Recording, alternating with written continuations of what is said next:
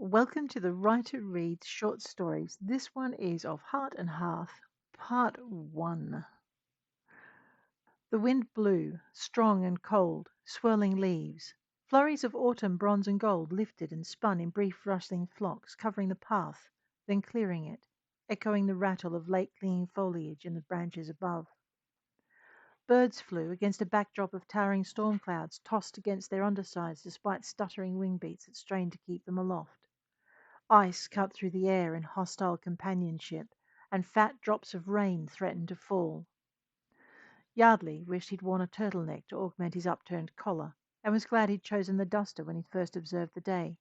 The promised rain hadn't arrived yet, but the clouds hung lower, boiling together with promise.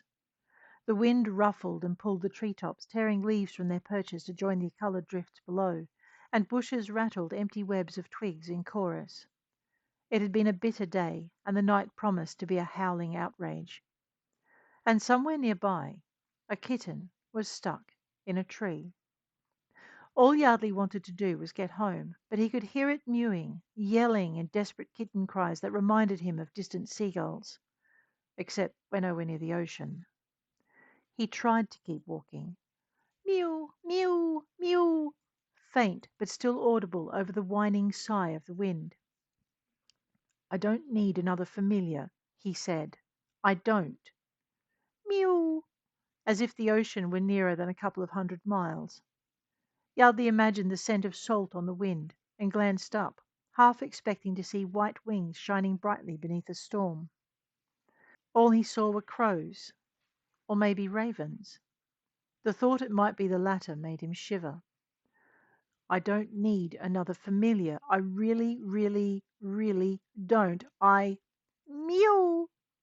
Louder and more insistent, pleading but angry and defiant. The kitten would fight the entire sky if it had to, like another kitten, and what seemed a lifetime ago. Ah, to the hells with it! He pivoted on the spot, seeking the sound. It was hard to tell exactly where it was coming from. The wind came from all directions, and no direction. It shifted and changed so much that the kitten's cries were tossed from current to current, and flurry to eddy and back, until they came from nowhere and everywhere all at once. Overhead the ravens circled and called, and they were ravens, meaning the witches were out. Yardley shivered again. Well, ladies, you certainly chose a night for it, he grumbled, and took a step toward the latest direction he'd heard a mew from. Mew, mew! Encouragement, he thought, and took another step. Same direction. Two more mews of vibrant approval. From a thicket in ginger and orange where the leaves still clung tight enough to obscure branches and provide shelter for a kitten hiding from a storm, Yardley noted. He glanced at the sky and added, for all the good that will do it. He pushed into the thicket, carefully threading his way between branches, gentle as he moved them aside in case he sent the kitten tumbling from its perch. It landed on his shoulder, then scrambled and clawed its way up and over his collar and down his shirt. Sharp claws pierced his flesh as it arrested its trip down his chest the swiftest way possible, and Yardley slapped a hand under it, cupping his palm so as to catch rather than crush. It released its tiny needle-sharp grip, and Yardley reversed. He took himself out of the thicket and back to the path, not caring that his hand was cupped around a lump in his jacket just below the collar line and just above the breast line. He might have been placing his hand over his heart, or nursing a broken wrist, he thought, and glanced at the sky. Let's get you home, he whispered, even if it's just for tonight. A faint mew reached him from inside the jacket, and he smiled. The kitten approved. You know I can't keep you, right? Mew, followed by a rumbling purr out of all proportion to the tiny being nestled in his palm. It was as good a whatever as he'd ever heard from a cat. Yardley heaved a heartfelt sigh. I am so deeply in the crap I might never dig myself out. He didn't tell the kitten, though. He'd just be borrowing trouble if he let it know exactly how much of his heart it was shredding with its presence. The damn thing had claws enough. He didn't even know what color it was. Black, knowing my luck, he thought morosely. I'm a wizard, not a witch. He registered another rumble of contentment. And I don't need another familiar. The thought caught in his head, and his stride hitched as he almost stopped.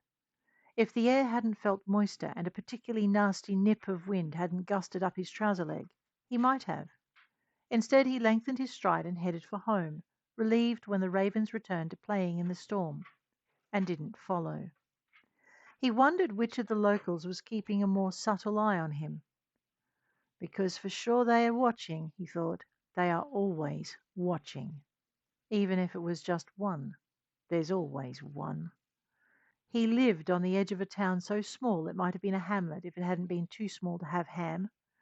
In fact, if he thought about it, he wasn't even sure it hadn't been let, and not to anybody he wanted to know. Now, Yardley, he scolded himself, isn't that the attitude you scold your students for? Don't you mean for which you scold your students? His inner voice snarked back. Whatever, he returned, giving it the best teen attitude and internal eye roll he could muster. His inner voice had no response to that, and he was glad to turn his key in the lock and let himself in. Not so glad to realize the door was already unlocked. Now what? He grumbled. Is that any way to greet your mother? A sharp voice shot from the kitchen. Mother, he said matter-of-factly, and she'd better not be adding anything to the stew. Shoving that thought well out of sight, he pasted a welcoming smile on his face and headed down the hall, but not before shutting the door behind him and snibbing the lock as he went. He almost forgot the kitten. Would have if the little demon hadn't extended every claw it had when he removed his hand. Ow! Yardley hastily returned its support. He was undoing his shirt buttons as he strode into the kitchen. Mother, he greeted, and she scowled at him, pencil-thin eyebrows dipping in disapproval before rippling into curiosity. I was going to say that's no way to greet your mother, she half scolded, moving away from the stew pot. She has been adding things. But I'd rather see who you have there.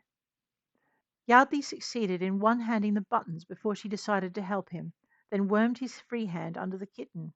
It hissed and spat, but didn't stop him from drawing it out into the open. I thought you said you weren't going to get another one, his mother said, and Yardley sighed. I'm not. I didn't. This is only temporary.